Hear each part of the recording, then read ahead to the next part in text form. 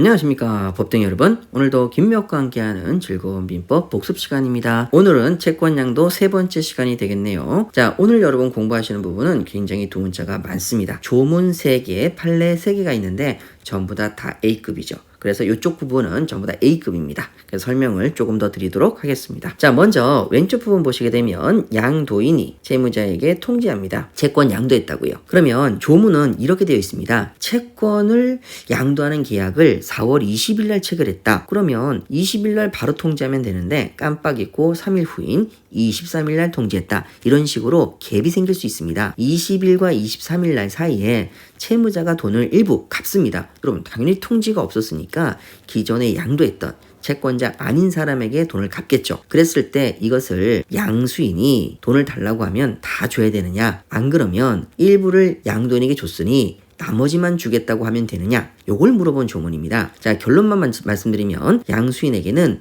내가 통지가 있기 전에 양도인이 채권자인 줄 알아서 일부를 줬기 때문에 나는 나머지만 너에게 주겠다. 양수인에게 나머지만 주고 나머지는 네가 양도인한테 찾아가라. 이렇게 얘기하는 조문이 되겠습니다. 자, 양도인이 양도 통지만을 한 때 양도 통지를 받았습니다. 그 통지를 받은 때까지, 통지 전까지, 통지가 있기 전까지 채무자는 양도인에 대해서 생긴 사유로 일부 변제를 한 사유로 양수인에게 대항할 수 있게 됩니다.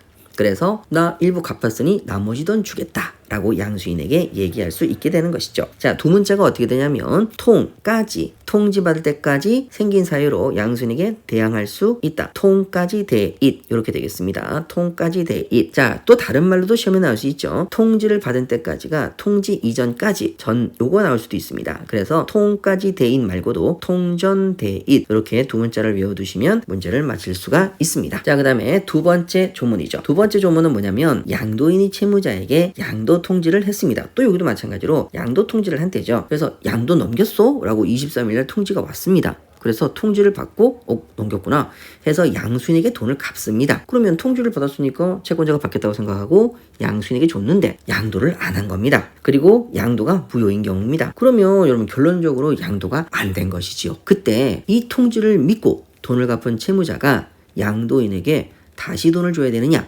그렇게 할 필요는 없겠죠. 그래서 선의의 채무자는 나 양수인에게 돈 갚았는데 대항할 수 있는 사유로 양도인에게도 나 돈 갚았으니까 너한테 안 갚아도 돼 하고 대항할 수 있게 됩니다. 자, 그러면 이쪽 부분 두 문자는 어떻게 되느냐? 통지를 받았죠? 통지를 받았는데 양도하지 않았다. 양도하지 않았다. 양도 없이. 그래서 여러분 아니했다라는 부분을 없이라고 표시했습니다. 그리고 그 양도가 무효이다. 안 넘어간 거죠. 무효일 때. 그때 선의의 채무자에게 선의의 자에게 대항할 수 있는 사유로 대항할 수 있다 해가지고 이렇게 되는 거죠. 자, 그럼 두 문자가 통 없이 그리고 선대잇 이렇게 하나가 되고요. 또 하나는 통무효 선대잇 통무효 선대잇 이렇게 되겠습니다. 자, 여기 두 문자가 올해 좀 살짝 바꿔서 제가 여러분들이 점수를 더욱 잘 딸 수 있게끔 바꾸다 보니까 저도 아직 입이 안 붙었네요. 자, 통 없이 선대잇, 통 무효 선대잇 이렇게 두 문자를 따서 기억해 두시면 되겠습니다. 자, 다음으로 여러분 채무자가 양도인, 양수인 어느 쪽이든 상관없이 승낙한 경우입니다.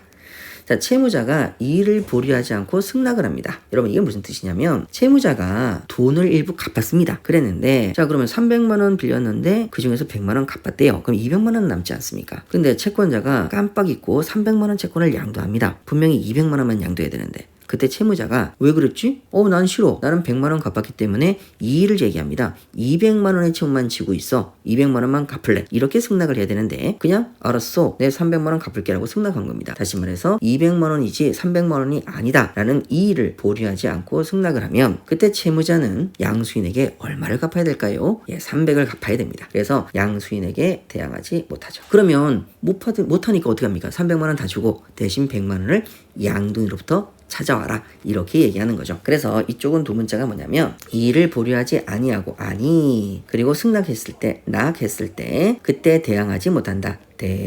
못 되겠습니다. 그래서 두 문자가 아니낙 대못 이렇게 되겠습니다. 자, 그 밑에 판례죠. 채무자가 승낙을 했습니다. 자, 채무자가 승낙을 한 후에 취득한 양도인에 대한 채권으로서 자 승낙을 하고 나서 양도인에 대한 채권이 생겼습니다. 그것을 가지고 양수인에 대해서 상계하겠다라고 대항할 수 있겠습니까? 못하는 거죠 당연히. 그래서 여기 부분은 두 문자가 어떻게 되느냐. 자 승낙한 후에 낙 동그라미를 치시고 후에 후 동그라미를 치시고 그 다음에 취득한 것으로서 취 동그라미를 치시고 그 다음에 상계로서 대항하지 못한다. 상계하지 못한다. 상못 이렇게 두 문자가 되겠습니다.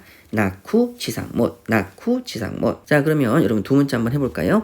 통까지 대잇 통전 대잇 통 없이 선대잇 통무효 선대잇.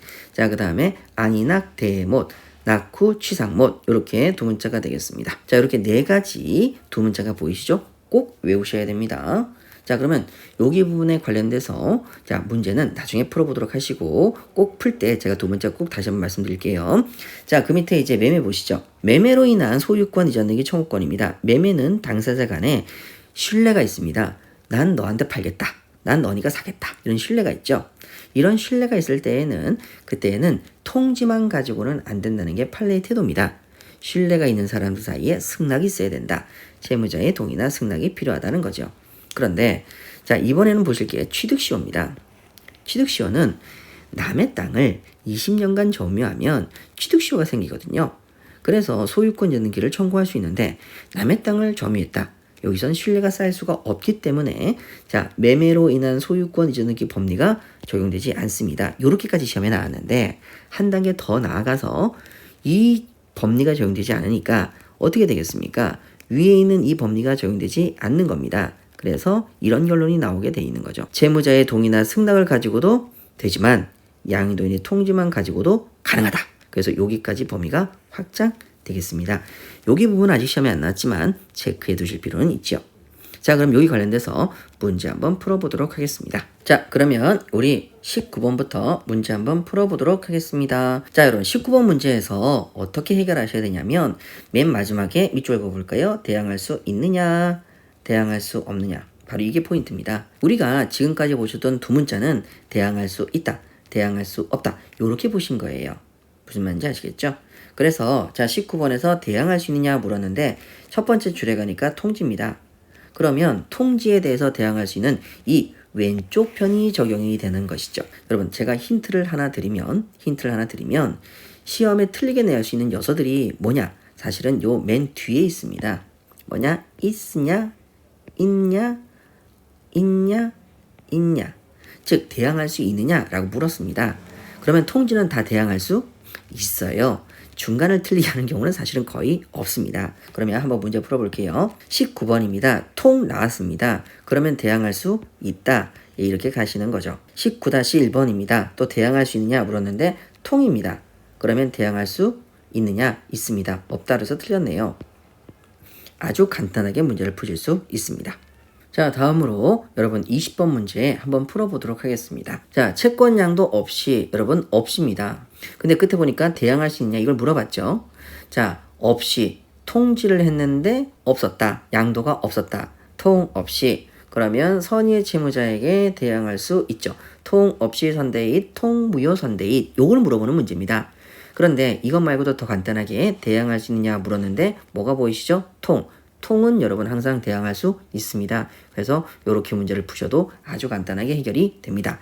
근데 혹시나 여러분들이 확인하시기 위해서 제가 두 문자를 만들어 드린 것이지 좀 더 편한 방법은 대항할 수 있다. 이렇게 기억하셔도 무방합니다. 자 그러면 여러분 이제 우측에 채무자의 승낙도 간단하게 푸는 방법 하나 말씀드리고 시작해야 되겠죠. 자 요 간단하게 푸는 방법은 우측에 여기 부분을 동그라미를 딱 쳐서 보시게 되면 승낙은 여러분 어떻게 되어 있습니까?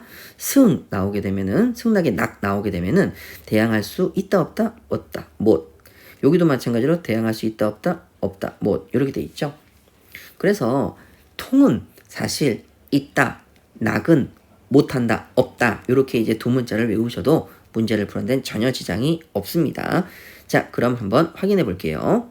21번입니다. 채무자가 이 일을 보류하지 아니하고 채권 양도를 승낙했는데 마지막에 물어봤죠. 대항할 수 있습니까 없습니까? 라고 물어봤는데 이번엔 승낙의 낙입니다. 낙일 때에는 뭐예요? 못하죠. 자 그 다음에 21-1번입니다. 대항할 수 있냐고 물어봤습니다. 뭐가 보이십니까? 통이 보이면 맞겠지만 낙이 보이니까 대항할 수 없지요. 그래서 X 되겠습니다. 자, 그럼 다음으로 22번입니다. 대항할 수 있습니까? 물었습니다. 상계로 대항할 수 있습니까? 거기에 대해서 상계할 수 있습니까? 라고 물어본 거죠. 같은 문장입니다. 자, 이랬을 때 여러분 낙이 보이시니까 대항할 수 없지요. X. 자, 뭐죠? 낙이 보이시니까 상계할 수 없지요. 대항할 수 없지요. X. 자, 이렇게 정리하시면 됩니다. 의외로 간단하죠. 자, 23번입니다. 부동산 매매. 자, 매매로 인한 소유권 이전 등기 청구권은 매매니까 신뢰다. 그래서 동의나 승낙이 필요하고 없다면 양도할 수 없다. 예, 맞는 지문 되겠습니다. 23-1이죠. 자, 매매로 인한 소유권 이전 등기 청구권의 양도입니다. 동의나 승낙이 있어야 되가 그래야만 대항력이 생긴다. 맞네요. 자, 이제 24번입니다. 매매로 인한 소유권 이전 등기 청구권에 관한 양도 제한의 법리는 취득 시효의 경우 적용이 됩니까? 적용되지 않습니다. 그래서 동의나 승낙을 받아도 양도할 수 있고 대항력이 생기고 동의나 승낙이 없이 통지만 가져도 대항력이 생기죠. 적용된다. 결론은 X 되겠습니다. 자, 법등이 여러분 채권 양도 부분 간단하게 풀 수 있는 방법 두 문자까지 싹 다 정리를 해드렸죠. 자, 이제 걱정하지 마시고 이런 부분은 간단하게 두 문자로 기억해 주시길 바랍니다. 자, 여러분 수고 많으셨고요. 다음 시간에 또 만나요. 안녕.